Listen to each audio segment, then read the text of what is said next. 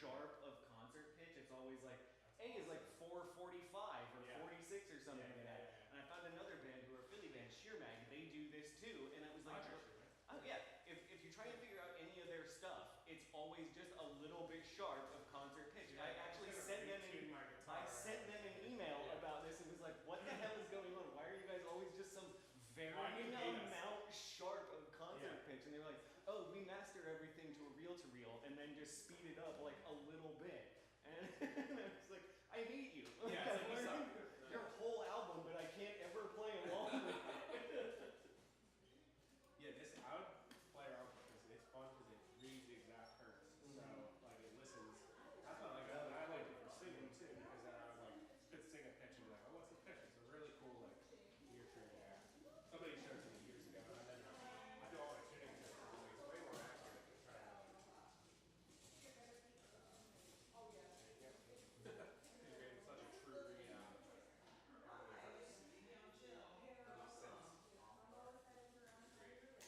But yeah, if you haven't seen Sheer live, I can't recommend enough that you do. Yeah, they are an awesome band. band. I've seen them live.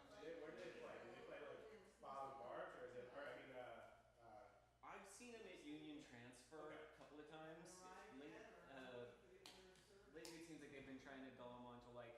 They've often been like an opening act for like someone who's like so. But last I saw them as like the headliner, they did the basement of the First Unitarian down in Center City a couple of 4 or 5 years ago.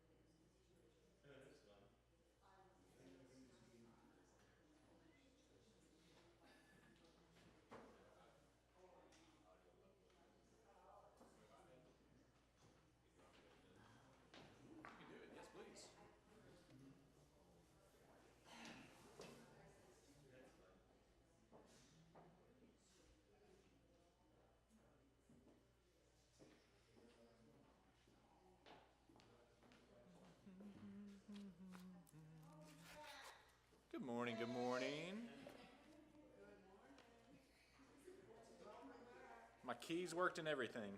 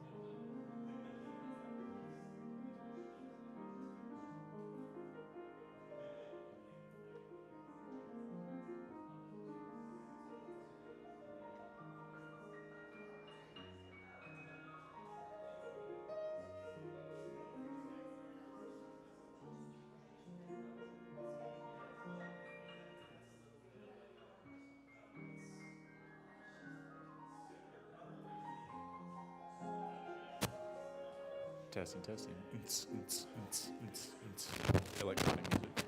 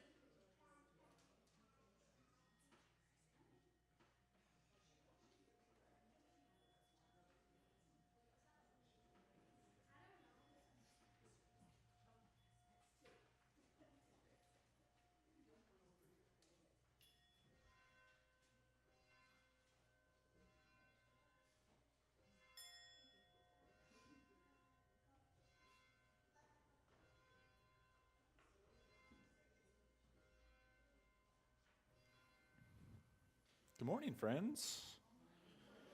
Good morning. Let me get my wardrobe correct here. Good morning, good morning. Welcome to UU Mount Airy. I'm Reverend McKinley Sims. I use he, him pronouns, and I am so glad to be back from vacation. Thank you all for joining us here today. Yay!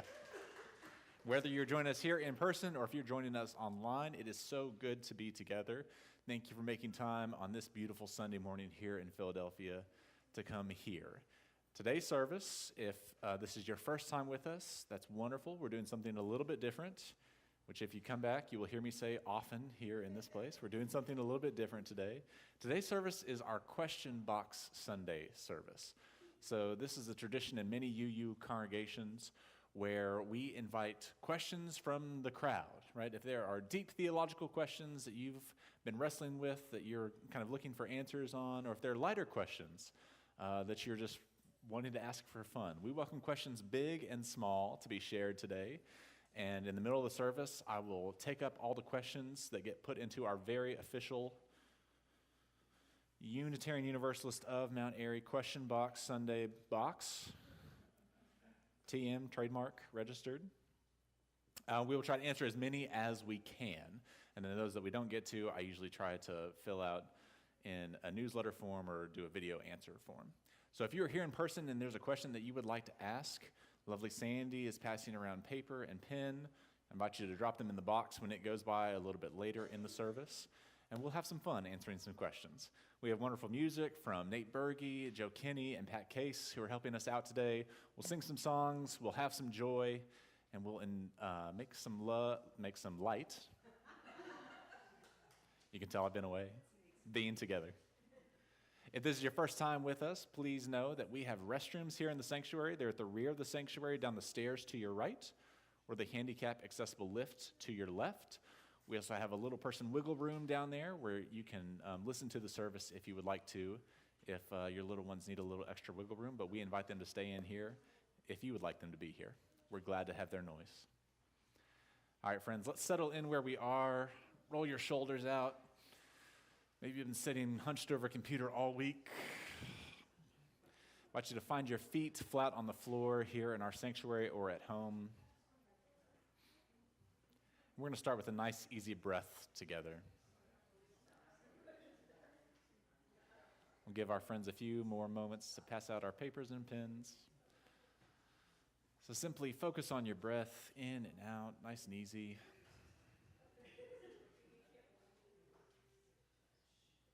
Can we all take a big breath together in and out? We believe that if you breathe together, you are together, and it is good to be together today. We are going to light our chalice this morning, the symbol of our Unitarian Universalist faith.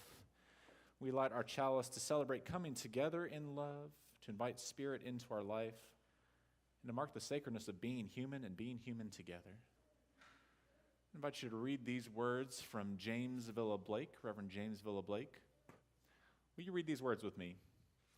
Love is the spirit of this church, and service is its law. This is our great covenant, to dwell together in peace, to seek the truth and love, and to help one another. Fabulous. Our opening hymn is from the Teal hymnal. It's number 1028. It's called Fire of Commitment. I invite you to rise in body or in spirit. Find the words on the screen behind me or in your Teal hymnals. Number 1028, Fire of Commitment.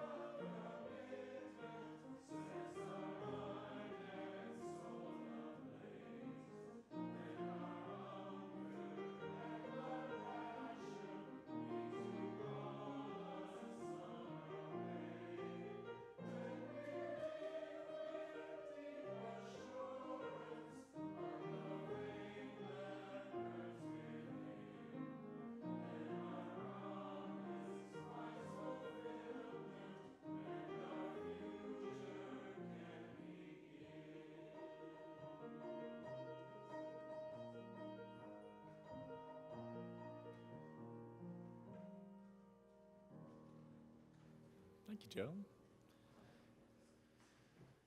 As we move deeper into our service, this is a time when we practice what it is to be human and to share our vulnerability and our authenticity with each other. We do it through a ritual that we call joys and sorrows. If this is your first time here with us, we invite you to participate however you like. That can be simply sitting in the pews and watching and listening. Or if you're feeling extra brave and you want to come up by this side aisle, grab a stone from the basket at the rear of the sanctuary or here at the front. Take a second to check in with yourself and ask, what am I feeling today? Who am I thinking about? What do I need to lift up, to be held by this community, or what do I need to let down and let go of for this next hour? Once you've had that moment, we invite you to put the rocks into the bowl of water that symbolizes this community, and notice how the stones nestle alongside each other, sending out ripples. That's how we hold one another together and how we practice being human. We invite you to share as much as you are willing. If there's something especially pressing and you want to share with the rest of the congregation, invite you to speak right into this microphone. Tell us your name and what you're feeling today or who you're thinking about. And please be mindful that we are recording this service and we are broadcasting not everywhere, but to the internet. So it's not just us here in this room. So if you'd like that privacy, I invite you just to stay seated. We'll listen to some music. We'll come together afterwards and have a moment of reflection. Come, whoever you are, the table of joys and sorrows is open.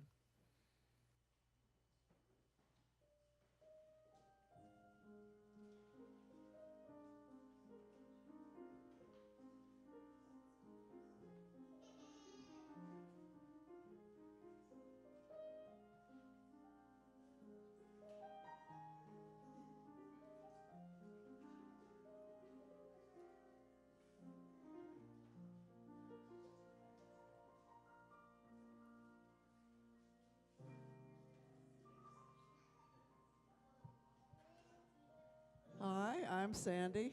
I don't think this is on. Is it? Okay. All right. I've been here a long time, so I'm not going to go into that. But I have some nice news this week. My little, not so little anymore, oh dear, grandson just had a birthday, and he became the pain in the neck age. He's now 13. So he is going to irritate everybody until he gets out in his 20s. But he's still enjoying his sports and so forth, and I sent him some money, which hasn't arrived yet. I'm a little afraid that it's going to be really very late, and it's a check in there. I don't know. Well, we'll see. Okay.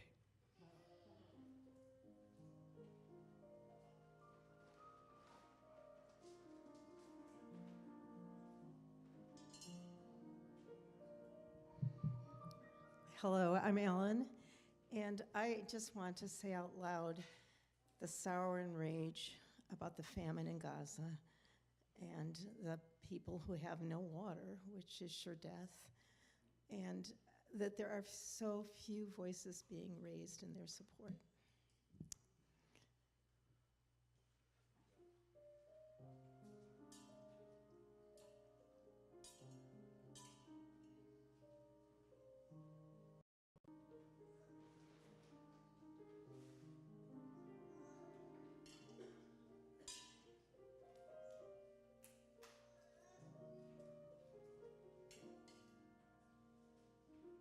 Hi, I'm Jane, and I'm just so grateful to have this place to go on Sundays and see my old friends.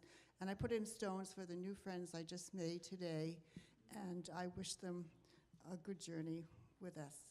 Bye-bye.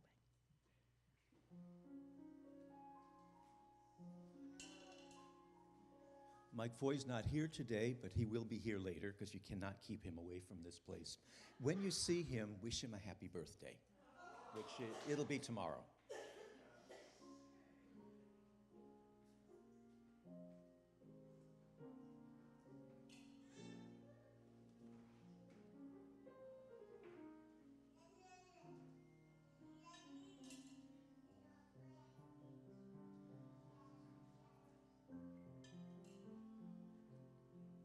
Morning, I'm Ann, and that stone is for all my two sons and daughter-in-law and two grandchildren. But yesterday, in the late afternoon, I got to sit outside with my elder son and my daughter with peacefulness, and the sun just at the time when the shadows are really long across the grass. And I'm so grateful that I could have that because so many people don't.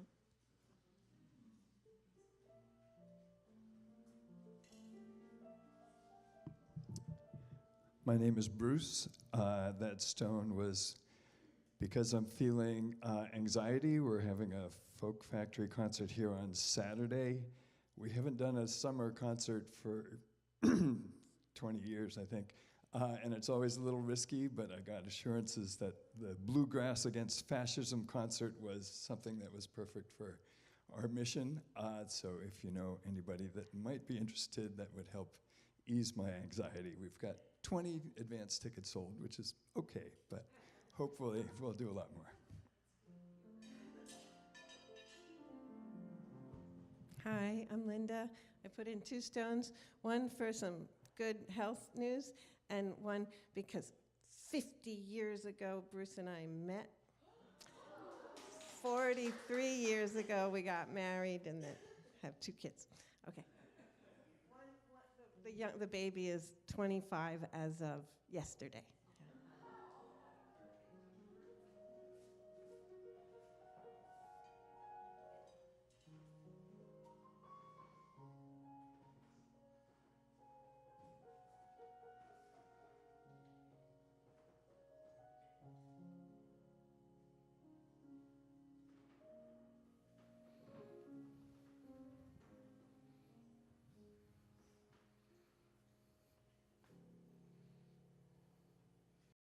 Thank you. We're just checking with our friends online to see if there's anything else to share.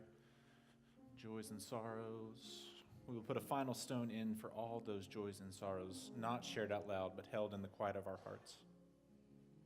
Thank you.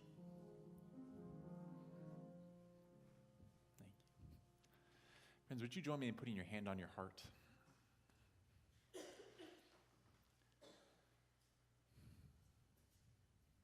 I'm going to ask us just to take a few minutes to put your hand on your heart, maybe on mommy or daddy's heart,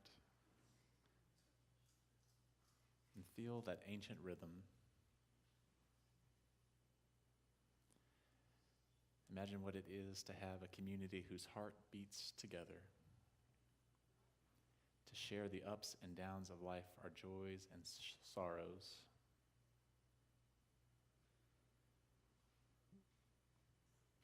To make meaning out of all that it is to be human.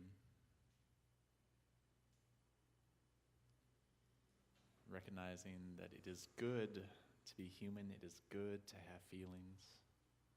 Our feelings do not last forever. If we are feeling down now, that feeling does not last forever. And that is a reason for hope. And if we're feeling high right now, that feeling does not last forever, and that is a reason for gratitude. With hope and gratitude, with joy and sorrow for all that is shared and all that is held here in this sacred space, we give thanks. Blessed be. Amen. Thank you, friends. Okay. We are going to take a minute. And if you weren't here right when we started, I'll give our instructions again. Today is our very official Question Box Sunday, which is an age-old tradition in UU congregations, where we are invited to ask questions, big or small, of the minister, and then put them on the spot and watch them try to dance very quickly as they try and answer as many as they can in the space of 25 to 30 minutes. So if there's a deep question that you have been wanting to ask, it might be something theological, it might be something about what's going on in our world, we invite you to ask that by writing it on a piece of paper and then dropping it into this very official question box. If there's something light or small that you want to ask, that's fine as well. Friends who are online, if you would use the chat function, if you did not submit one by email, we invite you to do that. We're going to pass this around, give you a second to write some questions. I'm going to start passing this around, and then we're going to hear our offertory from Nate and Pat. So I'm going to give you a second to think about, what are these things I want to ask? How brave am I feeling today? And then we'll pass this around as we listen to our offering and take these questions, as many as we can get to. I've already had a couple come in early, so I'll start with those just so we have something to do. Are there any questions about the questions? Everyone here good? Does anyone need a pen who's here in the sanctuary? Everyone good? Fabulous. All right, I'll invite Nate and Pat to come up and get set while I give the instructions for our offering. If this is your first time with us, the offering here at UU Mount Airy goes to a couple different places. So anything that you put, can I pass that around to you, Jim? Can you take it and pass it back, please? Thank you. Yeah. Anything that you put into the offertory plate that is going to be passed around, any paper money, any checks goes towards the operating fund of this congregation. Any pocket change you put into the plate, and anything you put into these white envelopes that are in your pews that you can mark change for change, goes towards a different social justice organization each month. For the summer, it's the Unitarian Universalist Service Committee, which does a lot of good work on behalf of Unitarian Universalists all over the world. So anything you put into the white envelopes and any pocket change in the plate goes towards the UUSC. Anything else you put into the offertory plate goes towards the operating fund of this congregation. Because we're walking and chewing gum at the same time, Jill is passing around the box for questions as well. Jill, if you just want to pass it around, I think folks can also pass it themselves. You don't have to be the holder of the box. Beautiful. So we're passing the question box around to put questions into, and then we'll pass our offertory plate. Friends who are online, there are instructions on how to give online that are in the slides, but you can also do that at our website, uumountairey.org.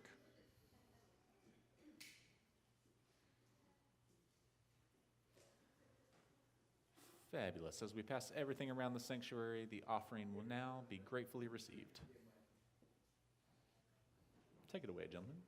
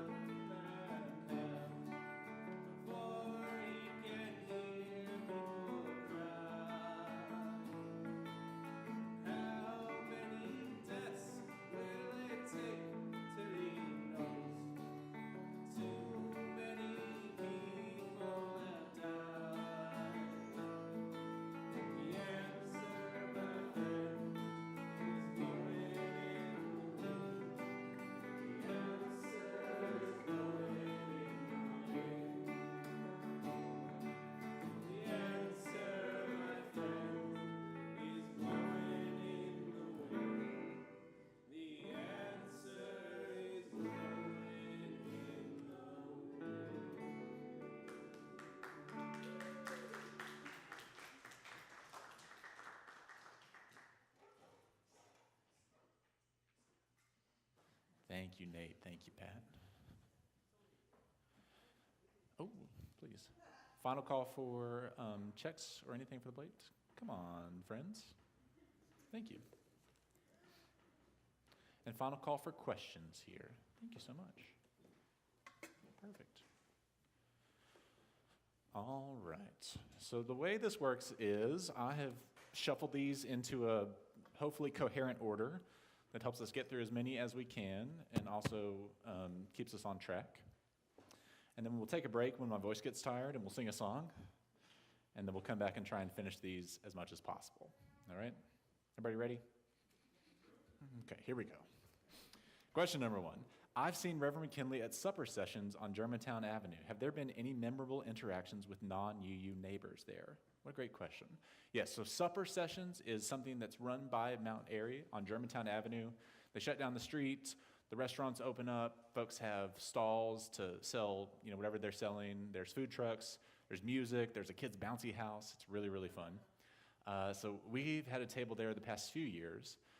And at first it was a chance to recruit kids for Sunday school and just to publicize the congregation a little bit. But this year, with our previous religious education director, Elizabeth Ann Terry, the first one was in June, which is Pride Month. And I thought, what a great chance to do something I've been wanting to do for a while, which is something called glitter blessings. If you've ever seen glitter blessings at any Pride festivals, it's very, very cool. And you take a little bit of glitter. What we used was not actually glitter. It's non-toxic, biodegradable, edible cake glitter that you could put on your body because I don't like sand and I don't like glitter, so I was not going to put that on myself, and I didn't want to put that on other people. So we just offered it. I was wearing my collar and my rainbow stole. Elizabeth Ann was there, and we just set up and waited to see what happened. We got to see many of you there, and we had the most profound interactions with non-UU neighbors that I could not have imagined. I mean, kids coming up because they saw it and they wanted to do it, the parents being wary and then seeing that it was safe and then saying like, oh yeah, go on, I'll take some glitter. Without sharing too much of who it was, but we had a young person come up just weeping from the get-go and received a glitter blessing and went away weeping. I had someone come up and say, you just said, what's the blessing for? Are we thinking about someone? Is it for peace in the world? And he said, it's for our child who's on the way and for a peaceful world for them to grow up in. From just sitting out on the street with edible glitter in my hands. Right? And that has continued. Each time that I've done it, I've now done it 3 times, continued to do it, and every once in a while you just, out of nowhere, you had the most profound experience. So it's been really, really memorable, and I'm so glad that we did it. So thank you for that question. Any suggestions how to cope with our sadness to all the war-torn areas, all the hunger, destruction, and death? Any suggestions? No, feel it. I think that's what I try to do, right? There are times when it's okay to turn off the TV and turn off your social media and take a moment for yourself. But when you're experiencing these emotions, you have to let them flow through you, right? To hold all that in, that's not how we're meant to be, right? And this is not how the world is meant to be. So it's totally appropriate to be upset, to be heartbroken by what's going on. That's the sane response. If you did not feel that way, I would be worried about you. So I tell people, we don't apologize for our feelings. It's okay to feel sad. That's what you're supposed to be feeling. But what do we do with it, right? How do we process it, and how do we let it flow through us so that we don't get stuck in those places? Or worse, let that translate into something like anger or hate that then manifests, literally in our body, right? Causes you to tense up or get sick. And worse, causes you to then blow that hatred out towards somebody who doesn't deserve it. Right? If we internalize these things that we're getting from outside and put them inside and then don't work them out, the people who are closest to us are often the recipients of that blowback. So I don't have any suggestions on how to make it go away or more cope with it, but it's what I'm trying to do. And I find that coming and doing things like this and singing together and moving our bodies together, that's what helps me. What is our responsibility to love people who are hurting others? And how do we balance that? What a great question. So the UU language we use is, what does it mean to put love at the center? How do we put more love into the world?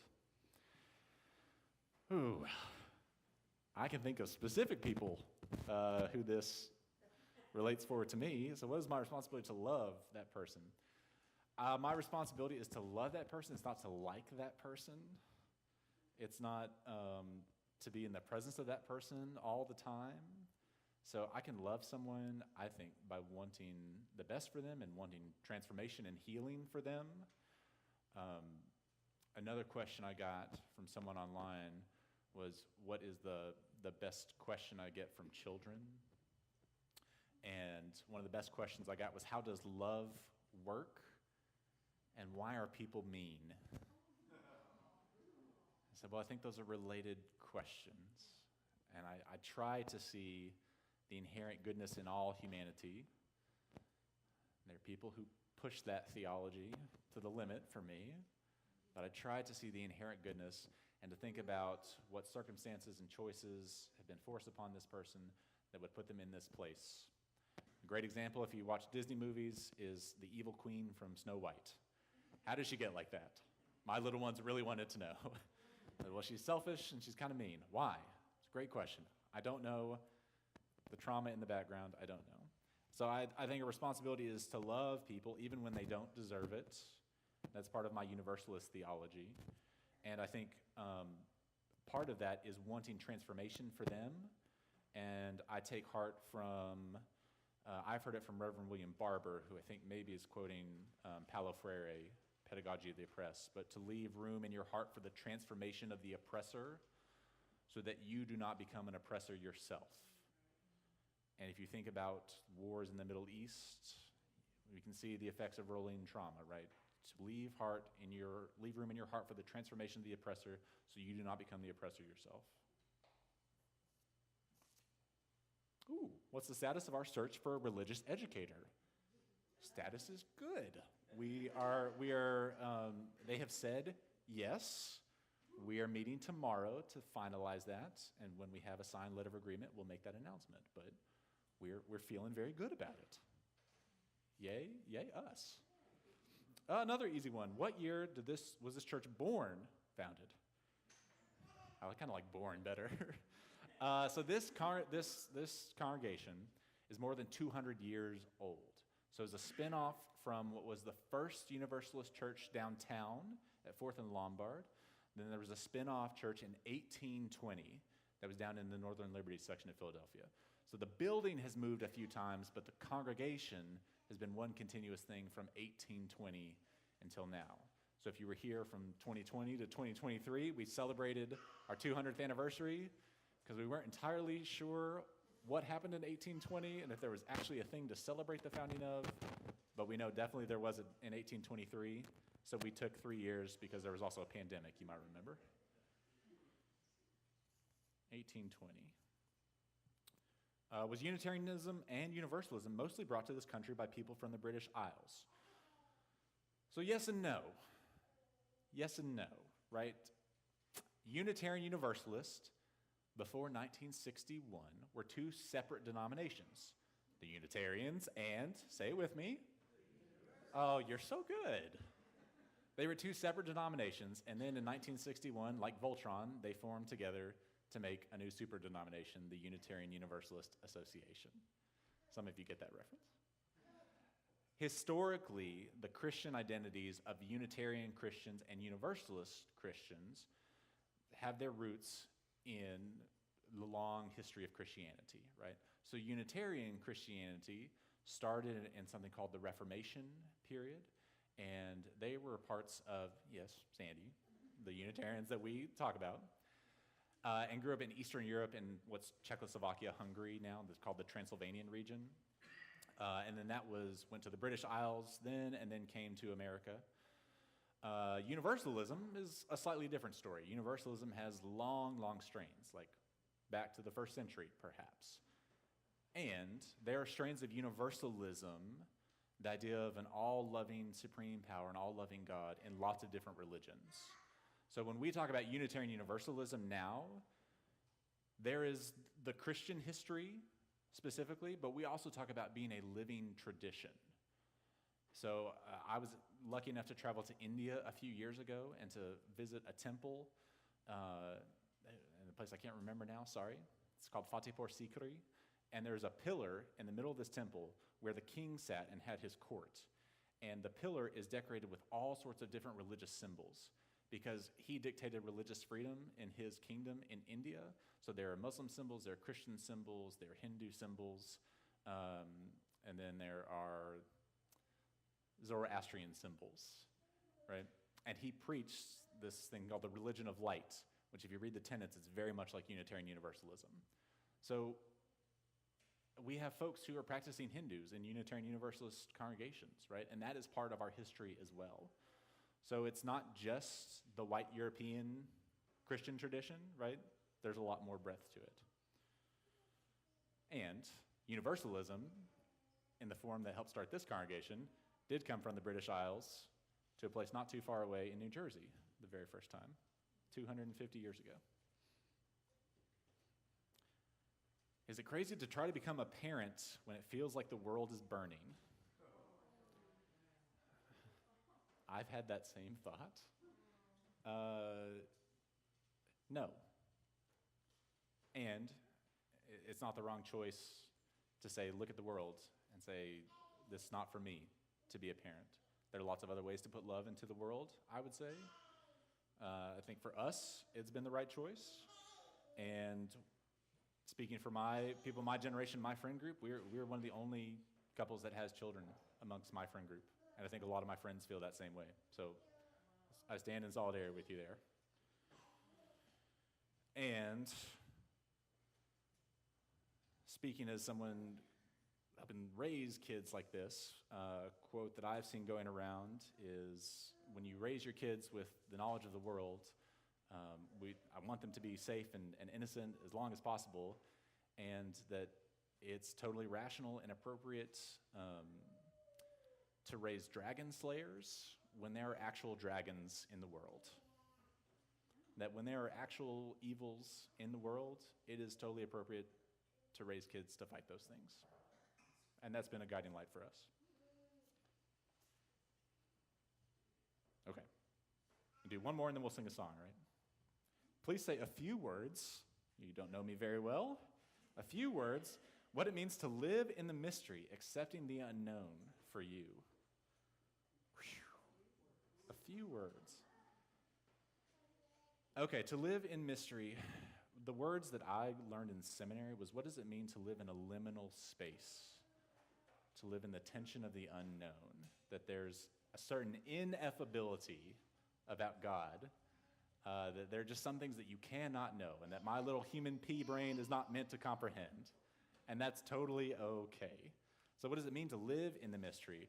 I like to think that mystery books are the best books. Not knowing the ending is part of the fun, because it also leaves open lots of possibility, that nothing is set. And I don't ascribe to fate in that way, that our paths are set and there's nothing we can do to change our stars. So living in the mystery is being open to the possibility, to living with hope for me, and accepting the unknown. There's a lot of things I can't explain. Why are people mean? And how does love work? I don't know all these answers. And that's really hard for a little one to hear. It's become easier for me to accept. That I don't know is an appropriate answer, because I think we're not meant to know. And for me, coming from the Christian tradition, the most grounding thing I've ever been able to pray and think about is that I know two things to be true. That God is God and I am not. And I can take solace in that. That there's a certain amount of mystery to be had.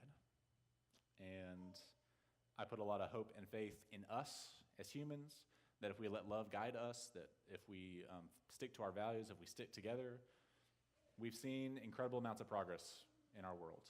And just because right now it feels like that progress is being rolled back, And it is. That's right now. That feeling won't last forever, right? So we can live with hope and possibility. Okay, let's take a break. Let's sing a song. I'll invite Joe back up. What do you think, Nate? Should we stand for this? Yeah. We're going to sing Love Will Guide Us. It's a rousing hymn. It's number 131 in the gray hymnal. The words on the screen behind me. I invite you to sing along as you're willing and able. Love will guide us.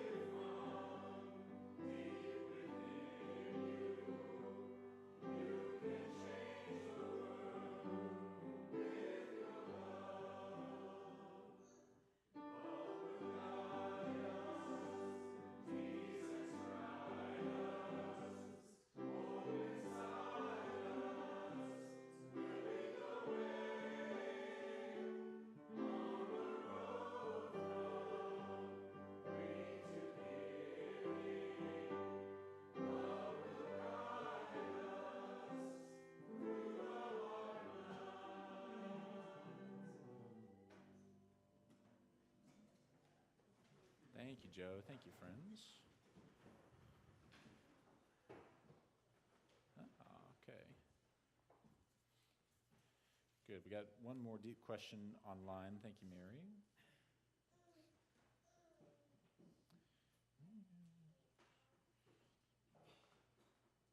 Okay. Not so serious. When did you know that you were called to ministry? Newer folks may not have heard this story. Yeah, I was a strange child, I'll say. I was always I always took church very seriously growing up, but I had a slight miswire in kindergarten at Christmas time. If you grew up going to Sunday school, you know the story of the Nativity. One of the Sunday school crafts we did at First United Methodist Church in Lubbock, Texas, was to make little baby Jesuses in the manger, and you made them out of clay and put them into popsicle sticks that had cotton around them. Very cute. There were probably 20 kids in my class on the kindergarten table. My mother came in and was looking for the one that had my name on it, and there were 19 like more or less identical baby Jesuses, lumpy heads set into the one. There was one that stood out. There's one that is just covered in red marker. And my mother was like, "Well, McKinley, what happened to Jesus?" And she said, without missing a beat, I looked her straight in the eyes and said, "That's where he got attacked by the tiger." Because my favorite movie growing up was Jungle Book, and so I got a little bit confused between Baby Mowgli and Baby Jesus. But I grew up in that tradition and then kind of fell away from it when I was in college, but had an experience in Texas while I was working for a summer camp of being in the hill country, which is where the big floods have been in Texas, and being in the river outside of our campsite and experiencing a transcendent mystery, feeling lots of anger and hatred literally flow out of my body and into the water, and feeling very healed by the Guadalupe River. And that's what I talk about when I share my call story. Lots of ministers talk about their call story. Yes, please. Thank you. And then more serious, what do you envision as a crucial element towards peace throughout the areas of world and conflict? Yeah.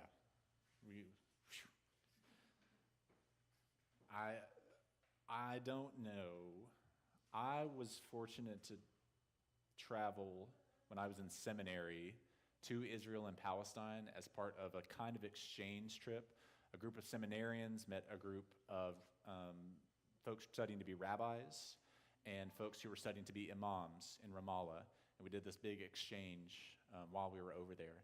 I stayed in Bethlehem and traveled around the country through the West Bank and up to the gates of Gaza and experienced all of what it is to be there, right? The intense beauty and the intense pain.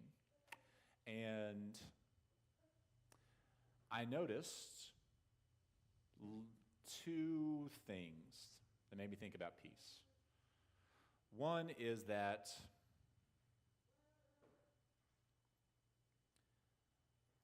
lots of the conflict that we were hearing about was not about neighbors and people that you knew, right? There were lots of places all throughout Israel and Palestine where neighbors knew each other and there was no war. There was no conflict. It was when people became nameless, faceless others, that's when it became easier. So when we talk about the dehumanizing, right, the depersonalizing of conflict and war, like that's what I think about. And then I think about the systems and structures that are set up. We were in Jerusalem on Friday night when Shabbat was about to start, and the newest recruits for the IDF were there. They're 18-year-old kids, and they're carrying machine guns. And they're in the Capitol, like, for the first time, some of them. They're 18-year-old kids. They're acting like 18-year-old kids. And at the same time, these are soldiers. And that harsh incongruity struck me, that fundamentally, right, we're not oriented towards that conflict. These kids wanted to get out and chase each other around and listen to music and have food. And that what the power structures had set up was fundamentally at odds with that. So I don't know what the answer is, kind of broad scale, but I know that it's really hard to hate people that you know, and it's really hard to hate people that you can tell stories with and sit and have dinner with. So on a small scale, I know what the answer is. I just don't know how to make that a big scale. But if anybody else has an answer, let us know.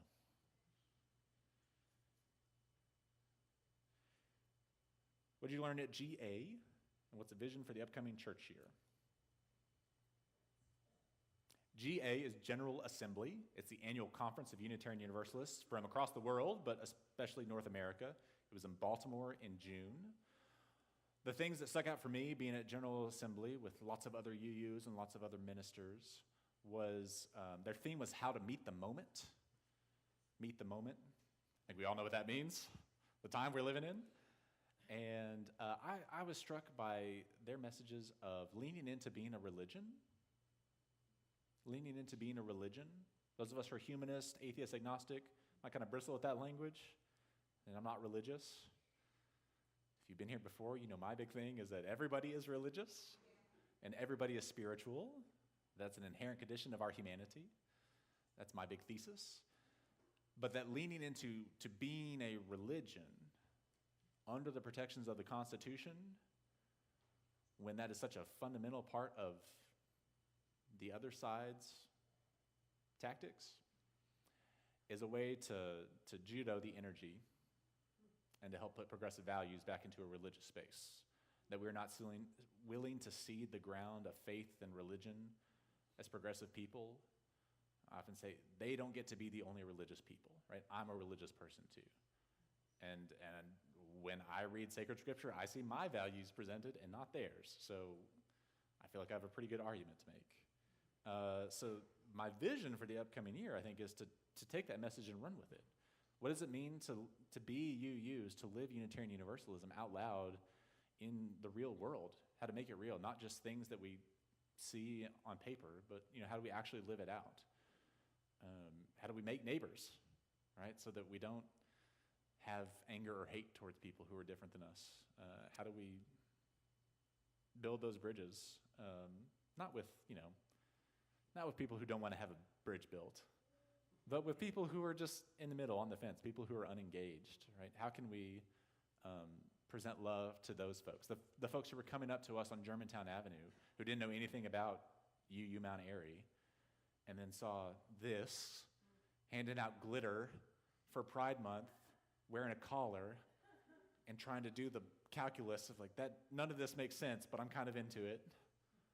How can we be that in the world?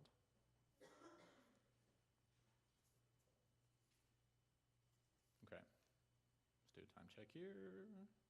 Oh, perfect. What brings you peace?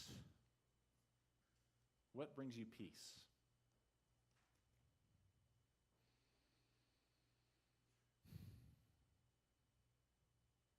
I should have a quick answer to this.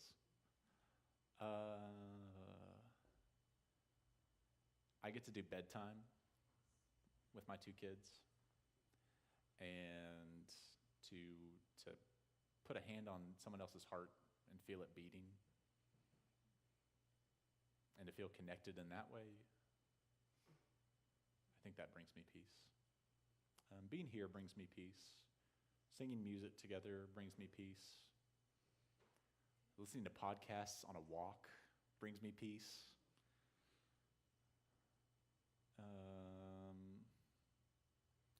Watching documentaries about obscure religious topics brings me peace. Yeah, thank you. Okay, how can something as amazing as a human being just evaporate, poof, gone? What I think is maybe a question like, what happens to us after we die? Is there something that lives on beyond us? This is another big question from our little ones right now. What does it mean? What does death mean? I was not prepared for that question when I got it. I should have been, so I'm a little bit more prepared for this one. You know, we don't know, right? But I feel very sure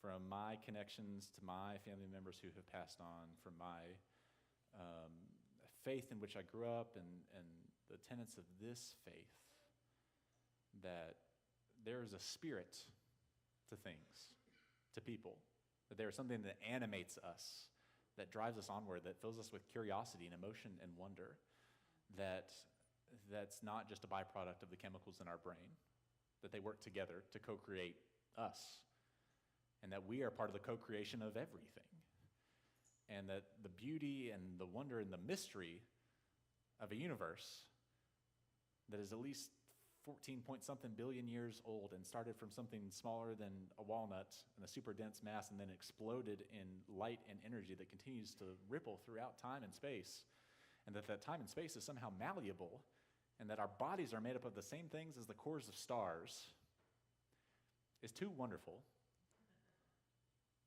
to be fundamentally limited, I think. And I think it is that unlimitedness is where I put hope in. And I feel very strongly that our spirit, whatever that is part of what moves us and animates us and goes beyond us. And if I ever find out the truth, I'll come back and tell some of you. Okay. Oh, very important question. And last question, I think. Oh, maybe one more. What are the options for families with kids during a Sunday service? You can stay in here. So we have Jill. Raise your hand. Hi, that's Jill. Jill is one of our wonderful child care workers, and Jill is available to help with little ones downstairs. We have toys and stuff here in the sanctuary. We have space downstairs for our RE kids where our Sunday school classes will be happening. And we're thinking about, potentially, maneuvering some of these pews over here to make like a family-friendly area with a nice carpet. Couldn't think of that word. A nice carpet, places to sit, soft toys and things like that. Maybe that would be more amenable to folks with young ones. Yeah. If you like that idea, let us know. Okay, very important question. Is there any cognitive benefit at all in doing Sudoku? You know what Sudoku is? With the numbers that you try to figure it out? I assume there is some cognitive benefit. I couldn't tell you what it was. I'm not sure if I've ever completed a Sudoku in my life. I've tried. I'm just not that smart, I guess. So how about extreme Sudoku is the follow-up question. And I don't even want to know what that is. Because that would not give me a cognitive benefit. That would give me a heart attack, probably. Okay. Thank you, friends. Thank you for coming with us on this journey. Friends, oh, you know what? Did we have one more question, Mary? Oh, what a great question to end on. Sorry to throw that in. We have a question from online. Our favorite question. What and who is God? What a great question. I'll tell you what I told my little one when asked, what is love? How does love work? To me, it's the same answer. It's the same question, right? That love is the great animating force in the universe. It is what connects us and creates us. It's what moves beyond us. And we use this word God to describe that ineffable sense, right? I don't actually know how love works, but I know that no matter the physical distance I travel from someone that I love, I'm still connected to them. And I don't know why that happens. I don't know what it means to I have love for someone who has died 20 years ago, and that love continues to persist, either in grief or in inspiration for me, that connection is still real and viable. When we talk about a covenant here, the covenant is our sacred promises of what it is to be together. And it's aspirational language, sure, but it's also what we have to do. It's also how we say we're going to be. When we talk about what it is to put love in the world, that's not just fancy language to me, right? That's a real thing that has real effects on real people. And when there's an absence of love, either through hate or indifference, we see what can happen. So what or who is God? It is the same question for me. Love with a capital L, right? Moving in the world, moving through us, with us, for us, and alongside of us. And our job is simply to respond to that love and try to put more of it into the world in whatever ways we can. Amen? Amen. Thank you, friends. Let's take a beat and take a breath together.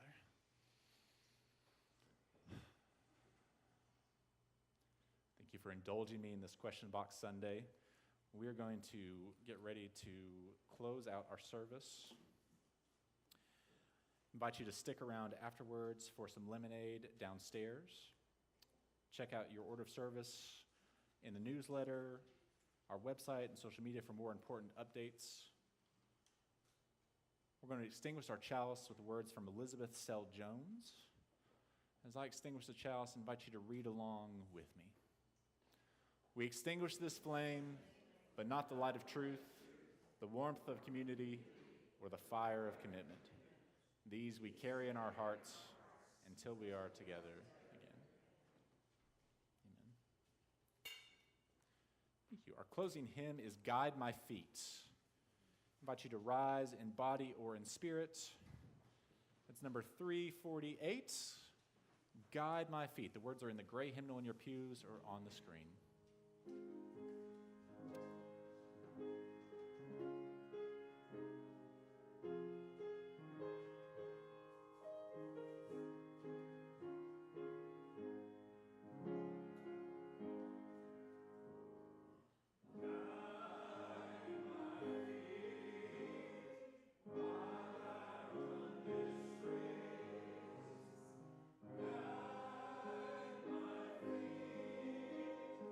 Wow.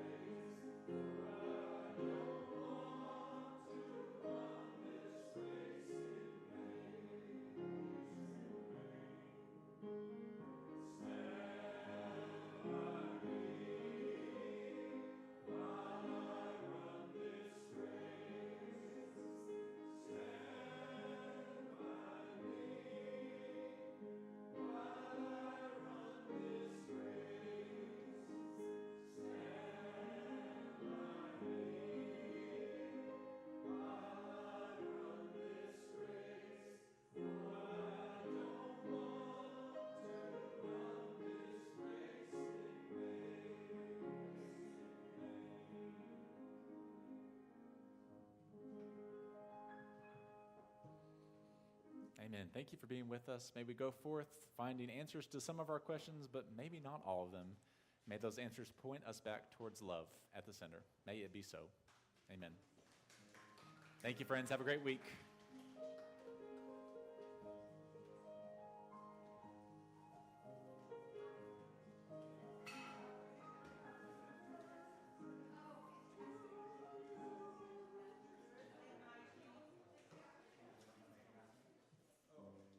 Hang on just a second, Bill.